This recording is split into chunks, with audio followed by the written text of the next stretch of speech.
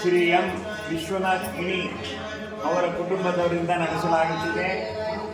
ಅವರಿಗೂ ಕೂಡ ಅವರ ಕುಟುಂಬದವರಿಗೂ ಕೂಡ ತಾಯಿ ಸಕಲ ಆಯುರ ಆರೋಗ್ಯ ಐಶ್ವರ್ಯ ಕೊಟ್ಟು ಬುದ್ಧಿಯನ್ನು ಕೊಟ್ಟು ಸಕಲ ಸನ್ಮಾನಗಳನ್ನು ಉಂಟು ಮಾಡಲಿ ಎಂದು ನಾನು ತಾಯಿಯಲ್ಲಿ ಕೇಳ್ಕೊಳ್ತಾ ಇದ್ದೇನೆ.